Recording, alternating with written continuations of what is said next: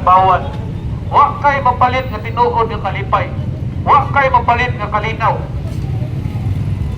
Tungod kay kana mga butang nga diha lamang nato mabatunan Panginoong Kristo Jesus. Ano yung buot na ito mabatunan mga kaigalaan o mga kaisunan? Pagsadli sa makausap, ginadumilian siya sa kadaghanan. Mas ginakagustuhan sa kadaghanan ang pagkadautan. Mas ginakagustuhan sa tao ang sala. Higalay suon, ang sala na imong ginabuhat karon maundang na higalay suon. Kung mamatay na ka o mahugman ka sa impirno. Sa impirno higalay suon, walay pagpakasala. Sa impirno, bayran nimo ang imong sala nga ginabuhat diri karon sa kalibutan. O dito sa impirno higalay suon, adlaw o gabi ang pag-antos. Sa impirno higalay suon, uhawon ka pero wala kay mainom nga tubig. Sa impirno higalay suon, mahinitan ka pero wala kay mapasilungan. Sa impirno higalay suon, gutumon ka pero wala kay makaon. Kapuyon ka pero wala kay kapahulayan. Mana ang bayad sa sala higalay suon. Mana nga buot ni Jesus Christ nga iyatang baguhon. Buot sa Ginoo nga atakan tag kagawasan sa pagpakasala.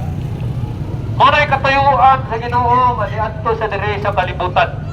Aron ang mga tao nga na'y pagtuo kaniya makabaton o kabag-uhan silang kinabuhi. Dili religion ang makabag-o kanimo higalay suon.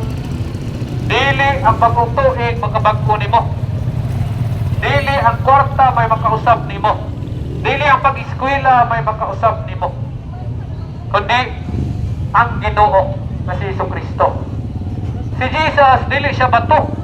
Dili siya kahoy o ribulto nga binuhat sa kabot sa tao. Si Jesus, siya ang pulong sa Diyos. Sa sinugdan, ingon sa naisulat, ang pulong o ang pulong nagauban sa Diyos o ang pulong Diyos, mga higala, mga igsuon. O ang pulong ni uban kanato na siya'y kinabuhi dito sa diri nilihok, istorya ay gininhawa. Nagbuhat siya maayo, mga milagro. Wala siya ni adto diri aron magpakasala. Ni adto ang Ginoo diri nagkinabuhi nga balaan, matarong, putli, hidlo, walay sala. Manang Ginoo, mga higala, mga igsuon.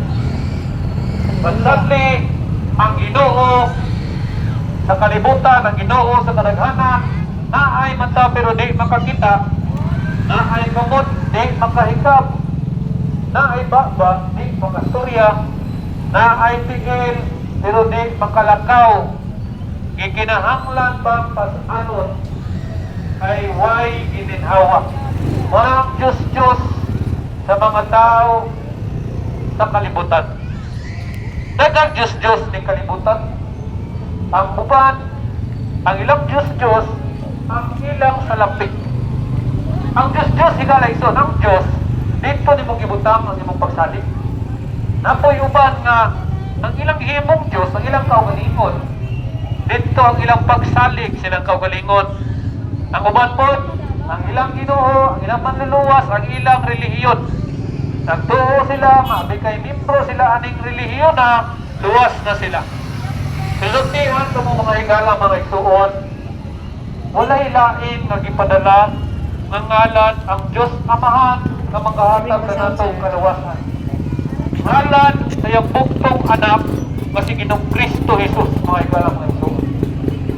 Si Jesus nag-ingon, I am the way, the truth, and the life. No man comes to the Father but by me. Ako ang agianan, ang kamatuturan, o ang kinabuhi na walay katapusan. Walay bisan kinsa nga makaadto sa Diyos Amahan, kundi pinaagi kanako lamang. Si Jesus lamang ang nag-inusara ngalan nga makahatag kanatong Libre ba sa kaluwasan, mga- makaigalaan o makaisuunan. But sadly, ginadumilian siya sa kadaghanan. Higalay suon, nagtuo baka nga bigay naglitok kasi mong bakbak manito ka ginuluwas na ka. Higalay suon, sa adlaw sa paghukom, daghang nagalitok sa ngalan sa Ginoo ang may pirno. Higalay suon, daghang tawo nga sulti nga nasa'y pagtuo sa Ginoo. Pero tingon sa naisulat, ang mga tao nga kasumpak sa iyaha, wala kasunod sa iyaha, sa paraghapon o gisalingkuhay nila ang Ginoo. Higalay suon, ang tinud-anay nga pagtuo na ay pagpatuo o pagtuman sa kabubuton sa Ginoo. Ikaw ang nasayod karon higalay suon kung kinsay imong ginasunod. Pero sultihan di ka higalay suon kung dili si Jesus ang imong gisunod. Kalaglagan sa impierno ang imong kapaignan. Tungod kay si Jesus lamang ang nag-inusara ng ngalan ang ihatag sa Diyos Amahan na makahatag ka natong kaluwasan. Si Jesus nagtudlo siyang maayo, nagtudlo siya pag-igumay pag pinasayloay. Pero tungod kay ang kalibutan, ang kadaghanan sa kalibutan, wala ginatipigan ng iyahang mga kasuguan, mo nang karon ang atong kalibutan puno sa pagkadautan. Daghang pinatyanay, daghang nagubot, ang mga tao isig pamintaha sa isig katao, ang mga tao malaway ang ilang binuhatan o ang ilang mga pangunahuna, wala silang paghigugma sa isig katao, ilang higugma sa lamig o ilang kaugalingon, na mga kabatanunan o pagtahod silang ginikanan. Ang mga tao ay pagtahod o pagtuman sa kabalauran. Mismo ang mga politiko nas balaod mo ay nambiruan sa kasupak. Tungod kay ang tao walay pagtuman sa pulong sa Ginoo. Higala igsuon sa makausap ingon na naisulat ang makasulot sa gingharian sa langit kanto lamang mga nagatuman sa kabubuton sa Diyos, sa pulong sa Diyos. Karon higala igsuon, ikaw ang nasayod kung kinsay imong ginasunod. Kung imong ginasunod imong kaugalingon, kung imong religion, ang imong nakatunan sa imong iskwilahan, malaglagan dyan imong kapaignan higala igsuon. Pero kung si Jesus ang imong sundon, na ay kasiguraduan. Sa mga siya ang among ikadalin kaninyo din karon mga higala mga igsuon. Si Ginoong Kristo Jesus, ang iyang pulong mo ay naitabo karon na itong kalibutan. Kinalay niyang pulong sa Ginoo. Ingon sa naisulat, sa katapusang mga adlaw, makuyaw nga mga adlaw. Muna karon na itong adlaw, makuyaw nga mga adlaw. Ang mga tao, mga init o ulo, mga mapahitaspon, mga traidor. Muna karon na itong kalibutan. Puno sa pagkadautan, kung naisulat na kinigdaan. Mga higala, mga igsuon, we are living in the last days. Naanatan ninyo sa naghinapos ng mga adlaw. Haduol na ang pagbalik sa Ginoo. Higala sa mahimo nga di mo siya tuhuan karon. Mahimo nga imo sa katawhan o kalapsan karon higala igsuon. Pero ang inig-adlaw nga mabalik siya ning kalibutan na higala igsuon. Walay mo katawa siya matubangan. Igadlaw sa pagbalik sa Ginoo ang tanang tuhod mo piko siya matubangan. Kung di adto gikatawaan sa mga tao kay gilangsang siya sa cross sa Kalbaryo, ibalik niya higalayson siya manimalos. Kanang adlaw sa Ginoo, adlaw sa pagpanimalos. Kung di adto siya gipatay, ibalik niya siya na po ang pupatay mga higala mga igsuon.